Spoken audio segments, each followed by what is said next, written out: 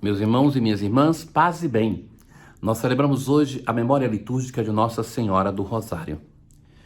Os cristãos, por tradição, buscaram oferecer à Mãe de Deus um buquê de rosas. E esse buquê de rosas é a oração que nos recorda os grandes mistérios da vida de Jesus. Até o pontificado do Papa João Paulo II, este rosário era composto de 150 Ave-Marias e depois com o Papa João Paulo II foi elevado a 200 Ave-Marias, que são os 4 conjuntos de mistérios, cada um com 5 mistérios que fazem então os 20 mistérios do rosário. Ora, na verdade, essa festa litúrgica, ela nasce por um motivo histórico na igreja, mas, sobretudo, compreender hoje o rosário que nós comumente chamamos de terço, porque aquele conjunto de 5 mistérios era um terço do antigo rosário. Depois, no Brasil, se permitiu continuar a tradição já consolidada de chamar de terço. Mas o que é o terço? Era já uma tradição consolidada em Israel de que, sobretudo os pastores, quando saíam para os dias que destaca o rebanho e a dificuldade de voltar, então eles tinham um conjunto de 150 contas, que era a memória do saltério, 150 salmos. E ali então eles rezavam, isso enquanto estavam cuidando do rebanho. E depois, essa tradição de rezar com uma sequência de grãos é comum nas religiões monoteístas, sobretudo. Se nós pensarmos no Islã, eles têm os 33 ou 99 títulos gloriosos de Deus. E para nós cristãos, nós recebemos do povo de Israel essa tradição. Se vocês pensarem, as 150 Ave-Marias são as 150, os 150 salmos. Dali nasce o rosário. E essa tradição do rosário é atribuída a São Domingos de Gusmão. Na verdade, as ordens medievais, cada uma delas criou uma forma de devoção mariana. Por exemplo, para nós cristãos são as 7 alegrias de Nossa Senhora, a coroa franciscana. Para os servitas são as 7 dores de Nossa Senhora. Mas aquela que mais ficou famosa é a oração do rosário, que a tradição vai dizer que a própria Virgem Maria apresentou a São Domingos de Gusmão. A meta da oração do rosário, por isso que é introduzido dizendo no primeiro mistério contemplamos, é de refletir no Pai Nosso e nas 10 Ave-Marias, não tanto a palavra do Pai Nosso das 10 Ave-Marias, mas o mistério da vida de Cristo que é celebrado. Por isso que é a oração profundamente cristológica. Quem reza a cada dia o seu terço, em uma semana passa por todos os essenciais mistérios da vida do Cristo. E que isso é chamado, por esse motivo, a Bíblia dos simples e dos doutos, porque é a tradição da igreja que ensinou-nos a rezar assim, a nos aproximarmos da Virgem Maria. Vejam bem, caríssimos, quando o povo na Idade Média, tendo uma grande faixa de pessoas que não tinham alfabetização, então eles não podiam rezar a oração da liturgia das horas. Então, por esse motivo que o rosário se difundiu para que essas pessoas tivessem um modo de rezar durante o dia. E então essa é a tradição da igreja, que não é uma oração como muitas vezes as pessoas que não conhecem falam que Maria está no centro. Não, Maria não está no centro, mas é sempre o Cristo, o nosso Salvador, que está no centro e que os mistérios do rosário nos chamam a refletir validamente sobre os mistérios da vida do Senhor Jesus, que muitas vezes se encontram com o mistério da vida de Maria, sobretudo, e de outras pessoas. Hoje, na leitura, nós temos a narração de Pentecostes. E depois, então, que os apóstolos, depois da ascensão, tem a volta deles a Jerusalém. Então, eles vão para o cenáculo. O cenáculo é importante, essa sala, porque nela aconteceu a última ceia, mas também eles estão ali reunidos em Pentecostes. E vai se dizer o elenco dos apóstolos que é incompleto.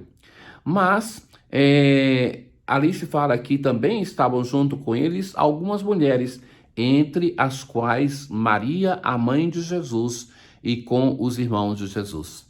Então, isto é a obra de Lucas. Lucas tem 2 livros na Bíblia, no Novo Testamento, naturalmente, que é o Evangelho de Lucas e os Atos dos Apóstolos. Maria é a única pessoa que pertence aos 3 momentos da história.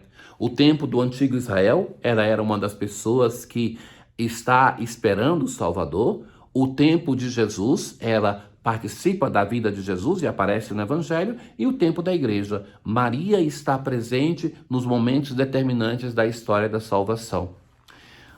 Justamente hoje no Evangelho, a liturgia nos propõe o texto da Anunciação. Já refletimos diversas vezes sobre este texto, mas que é um momento determinante da história da salvação, em que Deus, que já tinha falado através de tantas pessoas, como dos patriarcas, dos profetas, sobretudo, agora fala de modo definitivo através do seu Filho, homem e Deus. Finalmente, nós temos uma aliança possível na qual a humanidade vai ser fiel, porque até agora a tentativa de Deus, ele encontrou sempre uma humanidade infiel. Ora, Maria está fazendo os seus trabalhos cotidianos. A tradição de Nazaré vai falar que Maria estava ali no poço, o local da cidade onde as mulheres se encontravam. E tem a primeira aparição do anjo. Então, aquele momento é atribuído àquela primeira saudação. Alegra-te, cheia de graça, o Senhor está contigo. Nesse lugar é uma igreja ortodoxa hoje. Então Maria se assusta, volta para casa e Deus insiste.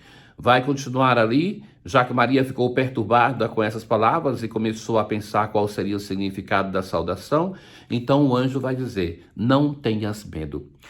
Essa saudação é muito comum na Bíblia, muito repetida, sobretudo em momento vocacional, que aquele que é chamado se assusta com o que Deus está falando, com o que Deus está querendo, então vem a notícia, eis que conceberás e darás à luz a um filho, a quem porás o nome de Jesus.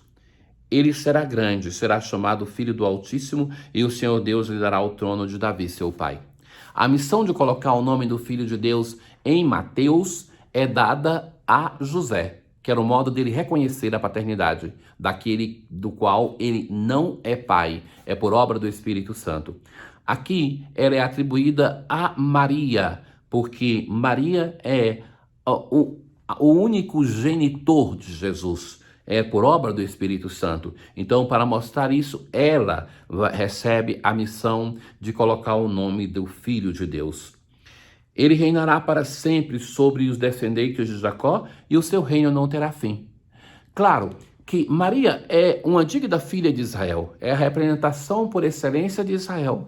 Então ela consegue entender que aqui se está falando das antigas profecias do Antigo Testamento. Ela consegue entender que ela, sendo uma daquelas pessoas que esperavam um Messias pobre, então ela vai entender que aqui se está anunciando o nascimento do Salvador. Maria, então, ela faz uma pergunta que veja que é diferente daquela de Zacarias no anúncio do nascimento de João Batista, no qual ele duvidou e por isso perde a fala. Maria pergunta como acontecerá isso se eu não conheço homem algum, que é uma pergunta que muitos dos vocacionados têm. Nos esquemas de narração de vocação, sempre aquele que é chamado faz alguma pergunta para entender melhor o que está acontecendo. Então vem a promessa, a clarificação, a esclarecimento que o Espírito Santo virá sobre ti. E veja, Maria é chamada para ser mãe e ela se oferece para ser serva. Eis aqui a serva do Senhor, faça-se em mim segundo a tua palavra. Fazer em mim segundo a tua palavra. Isto é o viver a vontade de Deus. Viver a vontade de Deus na sua plenitude. Então Maria é aquela que se dispõe. E veja que não pensemos que foi fácil a vida de Maria. Ser a mãe do seu próprio Deus é um grande desafio para quem crê. Mesmo que Jesus no Evangelho vai dizer assim, que todos nós, se escutamos a palavra de Deus e a colocamos em prática, nós somos mãe, irmãos e irmãs do Senhor. Então Maria para nós é o primeiro modelo daquela que escuta a palavra de Deus e põe em prática, mesmo que ela tenha uma missão específica, aquela de gerar o próprio Deus no seu corpo. Que a Virgem Mãe de Deus interceda por nós e que nós, com a nossa vida, possamos oferecer muitas rosas a ela. Tenham todos um bom dia. O Senhor esteja convosco, Ele está no meio de nós. Abençoe-vos o Deus Todo-Poderoso, o Pai, o Filho e o Espírito Santo. Paz.